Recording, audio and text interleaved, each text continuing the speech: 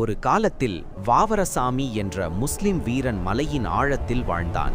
மிகவும் ஆற்றலும் துணிவும் கொண்டவன். அவன் வருகையை பார்த்தால் பலரும் பயந்து பின்வாங்குவார்கள். ஒரு நாள் தர்மம் காப்பதற்காக ஐயப்பன் அந்த மலைப்பகுதி வந்தான். வாவரசாமி ஐயப்பன் சாதாரண சிறுவன் என்று நினைத்து போருக்கு தயாரானான்.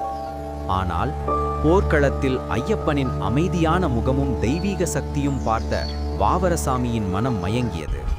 ஐயப்பன் அவனிடம் சொன்னார், தர்மம் என்பதே பெரிய போர், அதை நிறைவேற்ற உன் துணை வேண்டும்.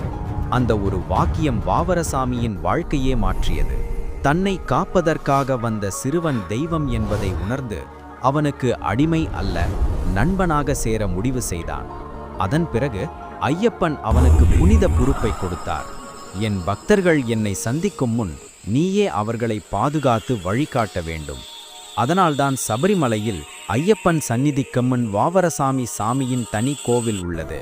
மற்றும் எல்லா பக்தர்களும் முதலில் வாவரே சுவாமியே என்று கூவி பின்னர்தான் ஐயப்பனை தரிசிக்கிறார்கள். இது ஐயப்பன் கருணையும் மத வேறுபாடுகள் எதையும் தாண்டும் நட்பு சக்தியின் சிறந்த சான்றுமாகும்.